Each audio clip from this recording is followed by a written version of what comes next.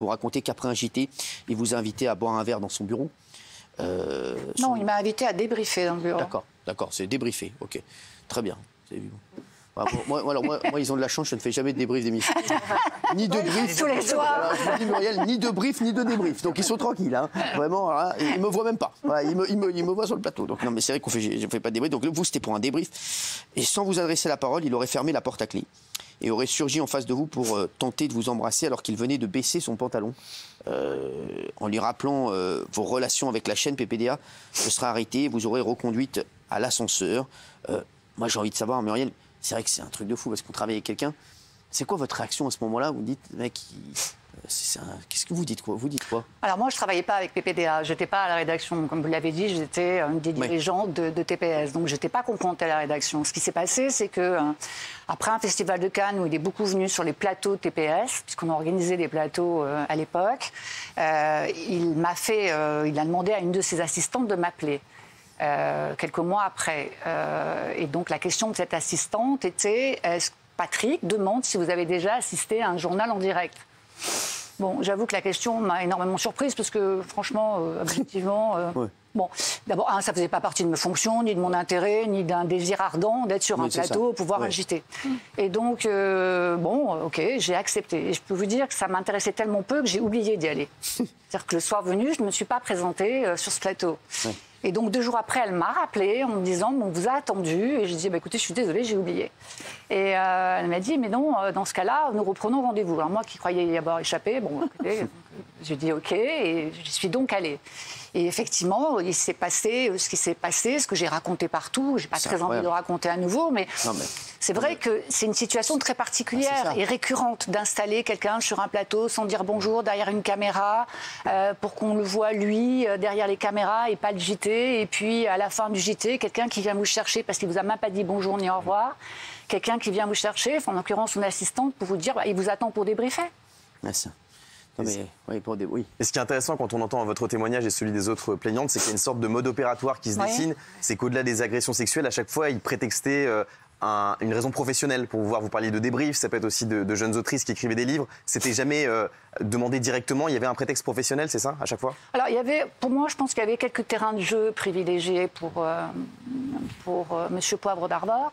Il y avait le JT, parce que c'était effectivement d'une très grande facilité d'inviter sur un JT des jeunes femmes, des autrices qui avaient besoin de conseils et qui étaient forcément ravis d'assister peut-être à ce JT.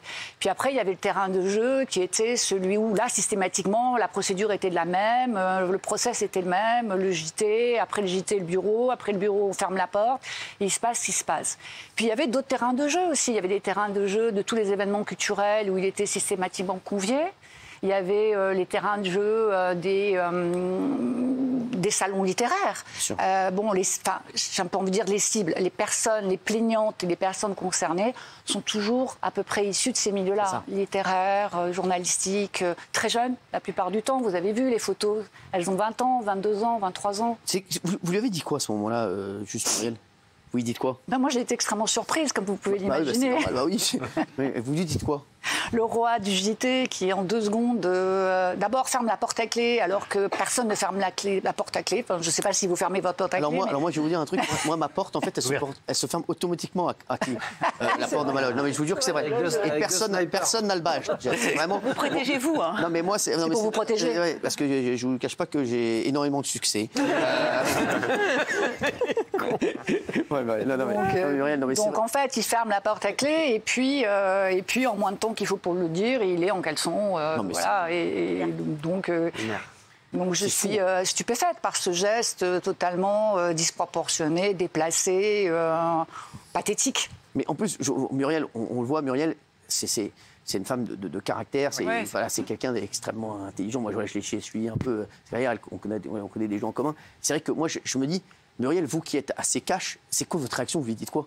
Je lui dis ce que j'ai dit partout. Je lui dis, mais tu connais mes liens, tu connais mes relations, tu sais très bien que, je ne développe pas autant, j'ai dit, tu connais mes liens avec la présidence, et ça l'a stoppé net. Ouais, c'est ça, Mais c'est direct. Ça l'a stoppé net, il s'est rhabillé, et nous sommes sortis, et j'ai pris l'ascenseur. Mais il n'y a jamais eu de jeu de séduction entre vous avant? Ah non, aucun. Mais il n'y en a pas eu avec moi, comme il n'y en a pas eu avec pratiquement toutes les plaignantes, toutes les victimes.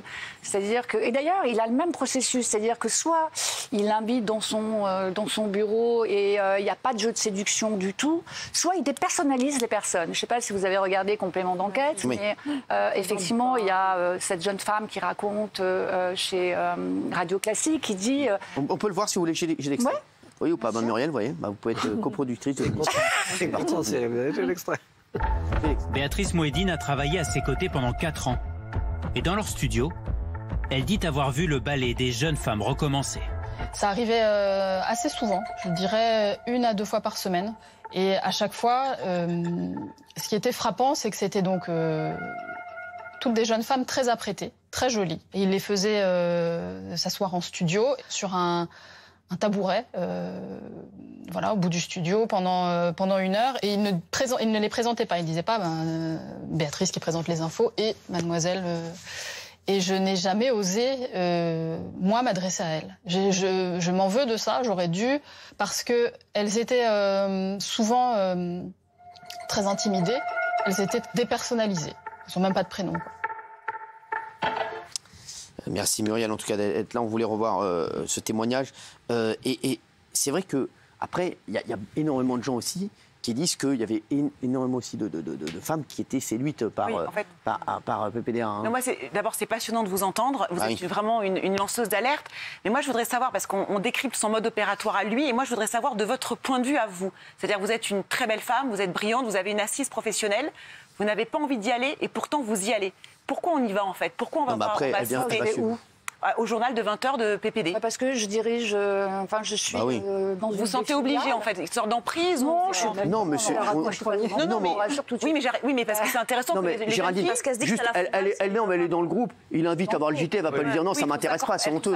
Vous trouvez ça corporel? D'abord, je n'y vais pas la première fois. Oui, non, mais bien sûr. Oui, mais la deuxième fois par politesse, franchement, bon, voilà, comme j'aurais fait pour n'importe qui. C'est très intéressant cet extrait qui est passé là, parce que cette façon de dépersonnaliser les personnes, c'est une façon de les humilier. Il faut bien en être conscient. Et dans le doc, il y a aussi d'autres éléments qui sont très importants. C'est que quand il n'a pas ce qu'il veut, il se venge. Vous vous souvenez aussi, il y a un témoignage qui dit à une très jeune femme, mais pourquoi vous l'avez prise? Nous, on n'en a pas voulu. Donc, il y a... Enfin, voilà, c'est quand même une personnalité extrêmement complexe de toute puissance. Il y a un profil de personnalité de toute puissance. Muriel, après, quand vous ressortez de la loge, vous le racontez à des gens, ça ou pas du tout? Non, je l'ai raconté, j'ai appelé le lendemain matin... Juste Monsieur Lelay? Monsieur Lelay, à qui je l'ai raconté. Président de TF1, oui.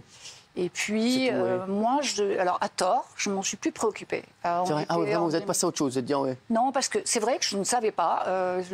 Vraiment, je n'étais pas confrontée à la rédaction, c'était pas remonté jusqu'à moi. Enfin, je veux dire... Mais plus de nouvelles de lui après?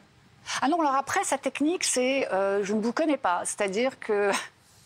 Il vous croise dans des cocktails, ce qu'il a fait avec tout le monde. D'ailleurs, quand le major l'a reçu après 25, non, à l'époque c'était 23 témoignages, il dit ne pas connaître les plaignantes. C'est-à-dire qu'après ce qui s'est passé, il ne connaît pas les femmes avec qui il a eu ses agressions et ses viols. Parce qu'il y a 7 plaintes pour viol aujourd'hui.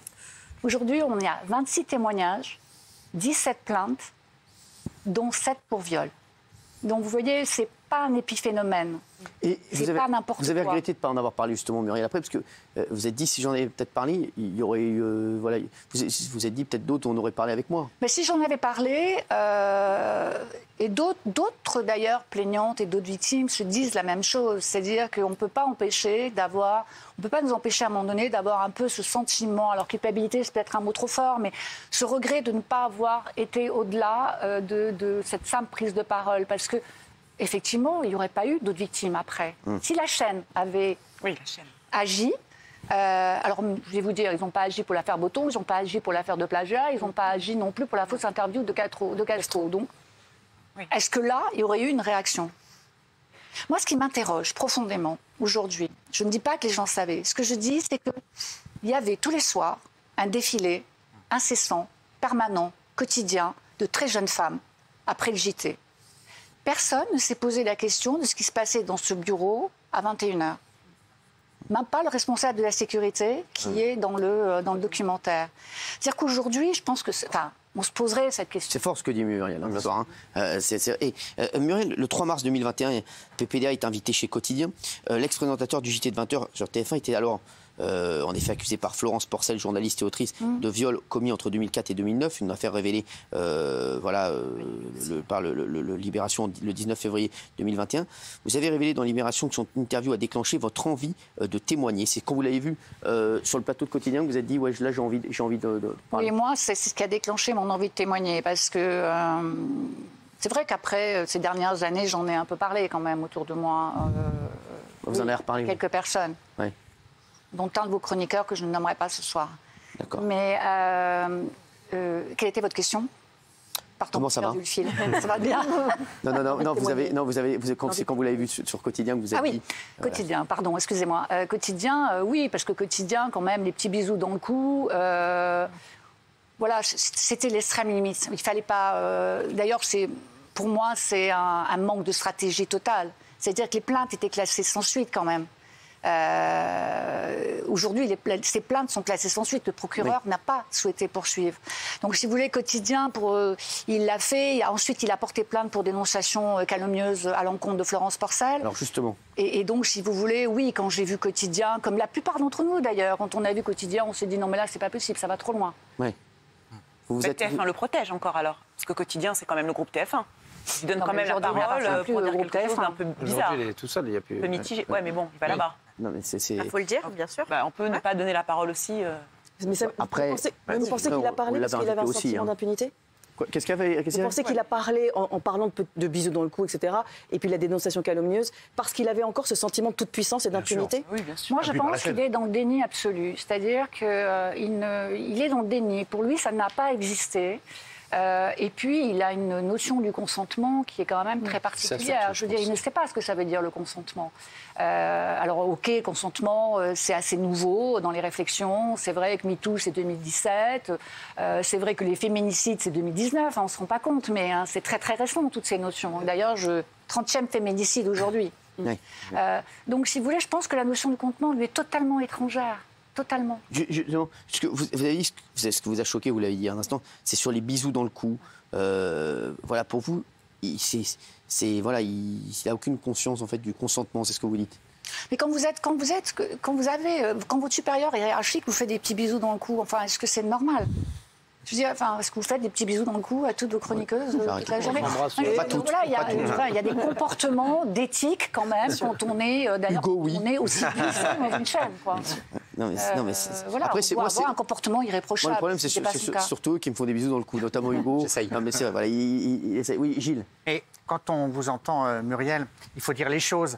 Il y a une protection de la chaîne. Oui. Maintenant, il faut le dire carte sur table. C'est pas possible. Ce sentiment d'impunité. Je finis le 20h, je ferme mon bureau à clé, j'agresse des jeunes femmes successivement. C'est impossible que la chaîne, au-delà de l'appel que vous faites à Patrick Lelay, c'est impossible que ses assistantes, qui d'ailleurs témoignaient, c'est impossible. Gilles Boulot, je ne veux même pas en parler, parce que voilà, mais c'est impossible qu'il n'y ait pas eu un système de protection de PPDA au nom de l'audience, d'intérêt économique. C'est ça. Non, mais c'est ça que vous révélez aussi là. En fait, c'est impossible autrement. Vous avez vu dans le documentaire, Michel Cotta dit il était impensable de se séparer de Patrick Poivre d'Arvor. Voilà. Bon, oui, voilà. il savait. Et je ne dis pas que tout le monde savait, attention, ne me faites pas dire ce que je ne sais pas. Je dis qu'on ne s'est pas interrogé sur ce mouvement permanent, quotidien, systématique de jeunes femmes, jamais d'hommes, toujours des jeunes femmes sur un plateau. Donc, Benjamin, vous étiez... Moi, je suis arrivé à TF1 en 2008. C'était un secret polichinelle. Honnêtement, tout le monde savait. Enfin, en 2008, moi, je suis arrivé là-bas. Les agressions. Mais oui, tout le monde savait les agressions. Non, il y avait un système. On connaissait le système qui avait été mis en place pour effectivement ramener des jeunes filles. On savait très bien, tout le monde le savait à TF1. Non, mais le système. Non, le système, on le connaissait tous, bien évidemment. Ça, c'est mon C'est grave de dire ça. Si vraiment, c'est... À l'époque, on avait dit à des amis de la chaîne, effectivement, fais attention, n'y va pas. Prends pas le même ascenseur, tout le monde le savait, c'est pas vrai. Je ne peux pas croire une seconde.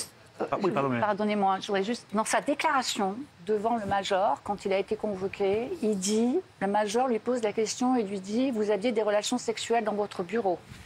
Qu'en pensez-vous? Et sa réponse est, oui, c'était normal d'avoir des relations sexuelles dans mon bureau. Peut-être qu'aujourd'hui je ferais différemment, mais non, ça ne m'a pas choqué. Dans quelle entreprise on a des relations sexuelles dans un bureau? Il y en a quand même. Donc, ah bon, vous en connaissez? Valérie Bélaïm, vous étiez à TF1 aussi à l'époque. Oui, moi j'étais à TF1 en 98 jusqu'avec Benjamin, d'ailleurs jusqu'en 2010. Mais en l'occurrence, moi, j'ai une des assistantes de Patrick Poivre d'Arvor qui, au moment de la préparation du passage à l'an 2000, m'a appelée parce que j'avais fait la première conférence de rédaction pour préparer ce passage à l'an 2000. Et à la suite de cette première réunion où je découvre, moi, le grand Patrick Poivre d'Arvor, je suis une jeune journaliste et j'arrive du divertissement en plus, donc je suis très très très flattée. À la suite de ça, je suis dans ma voiture, au retour de cette réunion, j'ai un coup de fil de cette assistante qui me dit Patrick souhaiterait déjeuner avec vous. Et moi je suis flattée et à aucun moment on me prévient ou on me dit attention c'est dangereux. En revanche, ce qu'on me dit c'est ah ouais, toi aussi il te drague, mais il te drague. Ah oui. Il te drague, donc il te drague, bon bah très bien, si éventuellement il va me draguer, je vais repousser ses avances. Et en l'occurrence, effectivement, nous avons déjeuné à 2 reprises, et à 2 reprises il a été charmeur, mais pas, je me suis jamais sentie en danger. Donc c'est pour ça que je n'ai pas le même, information. Enfin, voilà. Ça en est où au niveau de la justice Alors la police judiciaire enquête, et là elle est en train de vouloir élargir. C'est-à-dire qu'il y a toutes les plaintes, et puis ils sont en train de voir s'il n'y a pas d'anciennes affaires et de nouvelles affaires. Je vais vous révéler que, par exemple, il y a un fait de harcèlement sexuel qui daterait, je mets le conditionnel, de 2014, qui va être mis à jour. Alors 2014, c'est bien après les derniers actes dont on a entendu parler, qui s'arrêtaient à 2009. Donc c'est prescrit sans doute, mais si ça continue jusqu'en 2014, ce que veulent savoir les policiers, c'est est-ce qu'il n'y aurait pas encore après des actes qui ne seraient pas prescrits. Après, ils travaillent vraiment, ils reprennent tout le dossier à zéro, parce qu'il faut rappeler que le dossier repart à zéro, donc tout le monde est reconvoqué, tout le monde témoigne de nouveau. Alors, si je peux faire un petit point pour vos téléspectateurs, en complément de ce que vous dites, monsieur, c'est que, effectivement, les 2 premières plaintes de PPDA, de Patrick Poivre d'Arvor, ont été classées sans suite. Ouais. Ça signifie que le procureur n'a pas voulu poursuivre. Il a aussi classé notre plainte pour prescription, pas pour fait non réalisé, pour prescription.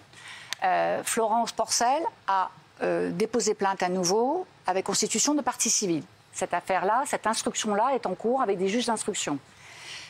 PPDA vient de déposer plainte, a déposé une première fois plainte contre nous, ça a été classé sans suite, et là il vient de redéposer plainte contre nous, c'est-à-dire qu'il nous refait quotidien. Il vient de redéposer plainte contre 16 femmes pour dénonciation calomnieuse, avec constitution de partie civile. D'accord ? Et en parallèle de cela, c'est vrai que comme il y a eu d'autres témoignages, il y a à nouveau une enquête préliminaire qui est en cours, donc il y a 2 affaires, même 3, et il y a une enquête préliminaire qui continue sur les nouveaux témoignages. Et je dois dire que, si je peux le dire, c'est que cette nouvelle plainte de PPDA contre 16 femmes, eh bien, nous serons ravis d'aller au tribunal et de témoigner parce qu'il a ouvert une boîte de Pandore, on était prescrit. Et donc, j'aurais le sentiment de Raymond qui est vraiment extérieur à tout. Vu de l'extérieur, ça paraît curieux que... Moi, j'entends ce que tu dis, Valérie, j'entends ce que dit Benjamin. Vous étiez tous les 2 chez TF1, donc je ne peux pas mettre en cause. Ça paraît quand même curieux, vu de l'extérieur, que personne soit au courant. Moi, c'est mon avis personnel. Ça me paraît curieux que Gilles Boulot soit pas au courant. On parle de 16 femmes. Là, il faut être costaud dans la tête pour porter plainte contre 16 femmes. Lui, il décide de porter plainte contre 16 femmes parce qu'il estime que ces 16 femmes racontent des bêtises. Pour les intimider. Dénonciation calomnieuse. 16 femmes. Raymond, toute la question, c'est la différence entre dragueur et violeur. C'est ça la vraie question. Exactement. Toujours le même procédé à chaque fois. Oui, mais pour répondre à ta question sur la légende de... Non, mais là, il a raison, Hugo, c'est ça la différence. Oui, mais tout à l'heure, madame disait les relations sexuelles au travail, dans un bureau. Oui, ça peut arriver, mais c'est consenti. On ne ferme pas la porte à clé. Hugo, on ferme la porte à clé. Dans un bureau, c'est pas aussi. Ça peut arriver. C'est consenti. Ça peut arriver au travail. Aujourd'hui, dans toutes les entreprises que je connais et dans lesquelles j'interviens, je peux vous dire que les RH sanctionnent. Oui, mais maintenant, peut-être. Oui, maintenant, ça sanctionne. Mais ce que je veux dire par là, c'est qu'il y a combien de plaintes vous avez dit de femmes? Il y a 26 témoignages. 26. Il y a bien un truc qui va pas. Oui, il y a un incendie, là. Le dernier des cons, je vais mettre le dernier des abrutis. 26 femmes qui portent plainte. n'est pas celui-là. Non, mais 26 femmes qui portent plainte, il y a un problème. Juste, après, c'est la prescription. Le 11 novembre 2021, 3 jours après la mise en ligne de l'enquête de Libération, l'association MeToo Média a été créée. Vous et 4 autres victimes, Hélène Devinck, Emmanuel Dancourt, Cécile Timorou et Cécile Delarue. Vous avez fondé cette association ensemble, MeToo Média. Ça, c'est important pour vous? C'est important parce que ça permet de recueillir la parole des femmes. Ce qui s'est passé, c'est ce qui se passe d'ailleurs au quotidien. Là, on reçoit énormément de témoignages tous les jours. On a des témoignages. C'est pour ça que les chiffres que je vous donne sont des chiffres officiels. Moi, je donne que les chiffres relevés par les services de police. D'accord? Je ne m'aventure pas sur le reste. Mais je peux vous dire, quand même, que nous avons énormément de personnes qui nous appellent pour témoigner, en tout cas pour nous raconter des faits similaires. Donc MeToo Média, c'est un cadre pour pouvoir accueillir la parole des victimes, hommes ou femmes d'ailleurs, dans les médias.